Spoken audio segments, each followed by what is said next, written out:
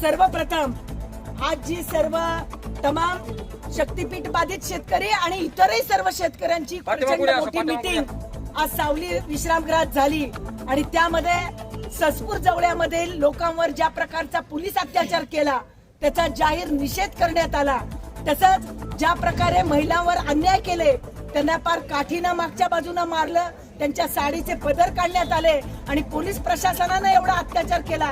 खरं तर हा शक्तीपीठ महामार्गाची कुठल्याही लोकांची मागणी नाही आणि त्यामुळं आज या ठिकाणी सगळे मोठ्या संख्येनं सर्व गावातले शेतकरी उपस्थित आहेत। या ठिकाणी निर्णय घेण्यात आला की उद्या मोठ्या प्रमाणावर रस्ता रोको आंदोलन हे आंबे टाकळीच्या तिथं आम्ही करणार आहोत। परभणी जिल्ह्यातले मोठ्या प्रमाणावर शेतकरी त्यामध्ये सहभागी होणार आहेत। उद्या राज्य सरकारचं अधिवेशन आहे आणि फक्त परभणीत नाही तर संपूर्ण शक्तीपीठ महामार्ग ज्या ज्या जिल्ह्यातनं येतोय आणि इतरही जिल्ह्यामध्ये कृती समितीनं कॉल दिलेला आहे। त्यामुळे संपूर्ण महाराष्ट्रात या शक्तीपीठ विरोधी महामार्गाबद्दल आंदोलन होणार आहेत। उद्या परभणी जिल्ह्यात आम्ही मोठ्या प्रमाणावर रस्ता रोको आंदोलन करणार आहेत। त्याला मोठ्या प्रमाणावर शेतकरी महिला देखील सहभागी होणार आहेत।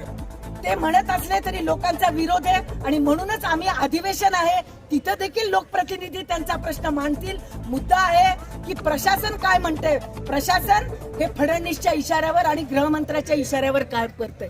प्रशासन काही बोलत नाही, त्यांना दबाव आहे आणि आज मुख्यमंत्री लाजिरवाणी गोष्ट आहे की तुम्ही मुख्यमंत्री आहात, शेतकऱ्यांचं म्हणणं ऐकून घेणं ही तुमची नैतिक जबाबदारी आहात। तुम्ही सत्तेवर बसलेले आहात, तुम्हाला बहुमत मिळालेलं आहे, परंतु लोकांचं म्हणणं ऐकून न घेता तुम्ही गृहमंत्र्याची गादी चालवत असाल आणि या शेतकऱ्यांवर महिलांवर अन्याय करत असाल तर महाराष्ट्रातला शेतकरी गप्प बसणार नाही। आमच्यावर गोळ्या चालवू द्यात, लाठीचार्ज करू द्यात, आम्ही जीवाच्या निकारानं त्याला विरोध करू हे आम्ही या ठिकाणी ठामपणे सांगतो। आज संपूर्ण जिल्ह्यातल्या शेतकऱ्यांची बैठक झाली।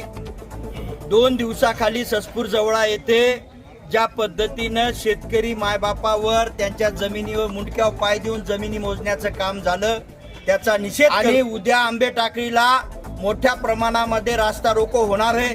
जिल्ह्यातील तमाम शेतकऱ्यांची पोरं, गुरं, ढोरं, वासरं घेऊन या रास्ता रोको मध्ये सामील होणार आहेत। ज्या पद्धतीनं मुख्यमंत्री देवेंद्र फडणवीस पोलिसांना हाताशी धरून दडपशाही करत आहेत तर आमच्या सोबतही जिल्ह्यातले शेतकऱ्यांची पोरं आहेत। बघूत कोणामध्ये किती दम आहे, तुमच्या पोलिसांमध्ये दम आहे का आमच्या शेतकऱ्याच्या लेकरात दम आहे। आता होऊन जाऊ दे, जे व्हायचं ते होईल आणि वरून कॉल दिलेला आहे।